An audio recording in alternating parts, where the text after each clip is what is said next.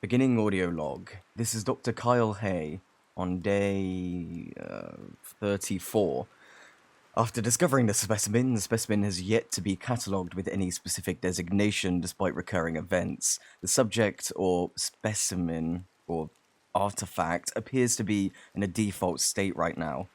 To be clear, the default state is that of a statue of a humanoid, reclined in something akin to a bed or a chair. The body's features and most details have been worn away from time or obscured thanks to a stubborn stone similar to limestone. Efforts to remove the excess debris from the mysterious furniture have been put on hold after I tried to use a Dremel on the finer rough points that seemed caked into the base. The Dremel was working fine, I just could swear that someone was sneaking up on me. I got so spooked that I must have lost my balance because when I stood up, I tripped before becoming very intimate with the statue.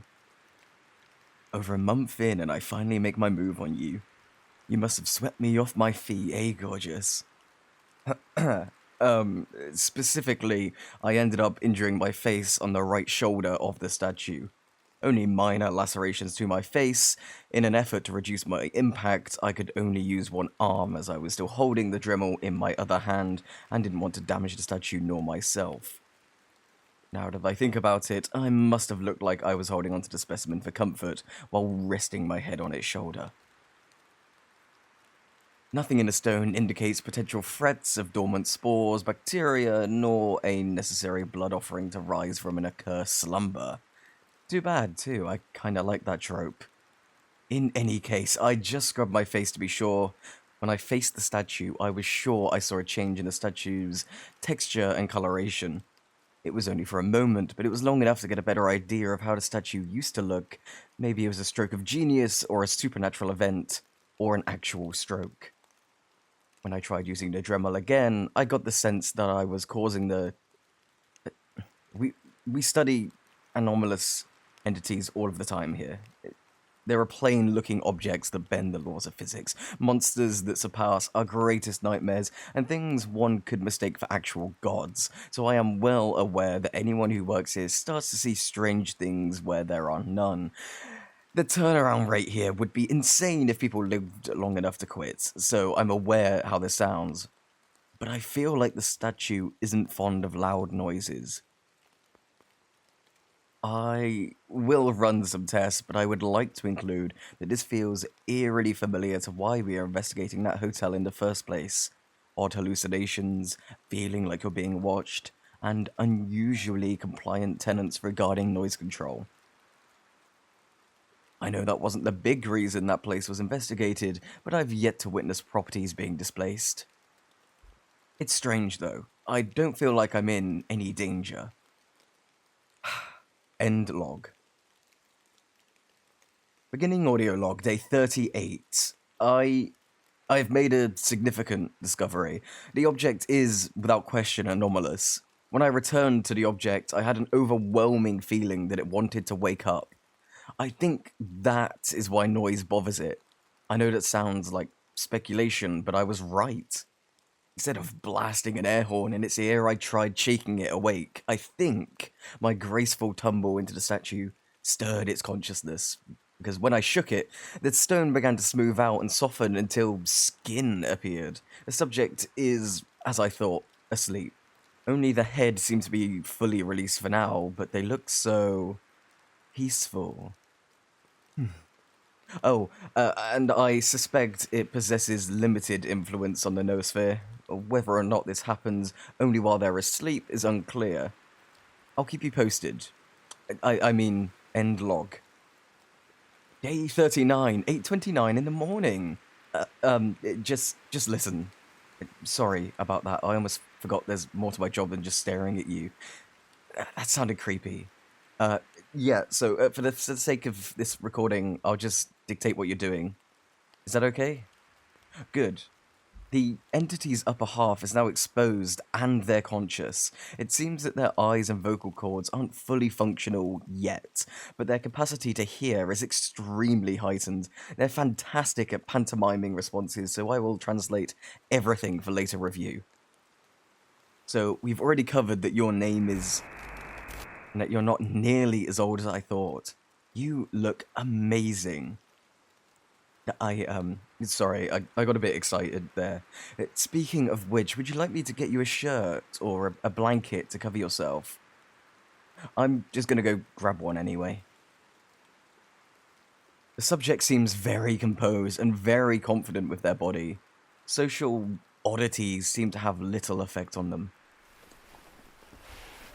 Here you go. Yeah, right there. Need a hand? Yeah, here, let me help you. It's okay. The back got a bit bunched up.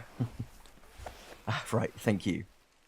The subject would like to verify that it was indeed they who seemed to alter the values in the hotel. Bluntly, morally good people would be rewarded with better rest, greater health, enhanced capacity to instinctively act of probability, or, as the subject says, their luck. Some elderly customers even left younger by 3 to 10 years. On the other side of this, morally bad people would be drained of these beneficial properties or given the negative properties of a good person. Any chance you can make my job easier? Before you, I had to deal with a crippled werewolf with a very nasty temper. No? Nah, they're worth a shot. Wait, does that mean I'm a bad person? So-so? What do you mean, so-so? It's fine, actually. Better to be in the grey than in your crosshairs. Oh, speaking of which, if you'd like, I could tidy you up a bit. You were just encased in stone for what? How long did you say? 68 years? Yeah, your hair isn't where you left it. I'm pretty sure of that. Yeah? Okay, just wait right there and... Oh, right, I'm so sorry. I didn't mean... Yeah, I'll be right back. Okay, thankfully, I still had these hair-cutting shears from that werewolf I mentioned. Never got to use them, though. She did not like that I kept calling her a werewolf, so I stayed way out of biting range. But back to you. I'll just ask some questions while I cut your hair. Is that okay? Great. I'll try to remain quiet while I'm near you. I wouldn't want something barking in my ears either, especially if I had super hearing. Okay, let's see. You'll have to forgive me. I'm an ectoentropic researcher, not a barber, but I've got very steady hands. Look down. Okay, so how did you get in a statue, or become a statue anyway? Smoking? Smoking a cigar? Handcuffs? Sleeping? Fish? What? Oh, I'm so sorry. Did I cut you? It looks like I've just tugged your hair a bit too hard. Are you saying that the mafia did this to you? But how?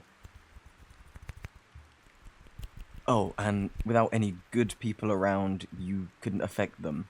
No, I get it. You don't create the conditions, you just transplant them. You can look back up. That explains why I couldn't tell if you were in a bed or, as it turns out, a chair. You must have thrashed around a lot trying to break free from the restraints. No, I'm sorry. I was kind of hoping you knew how you survived. No, I can't say I've heard of anyone like you, even working here, but it's a good thing you woke up here. It's kind of my job to find out how you work and to make sure you're safe. Yeah, I forgot that you were still listening the whole time, huh? If you were a threat, then yes, my job would include keeping others safe from you. I think you'll be more help than harm, though. Okay, let's see.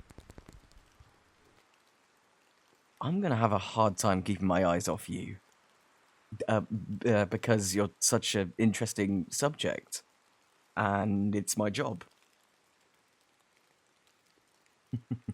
But I think you might quickly become my highlight of many days to come. Huh? Oh, that stupid thing. Look, I'll just write down a report later.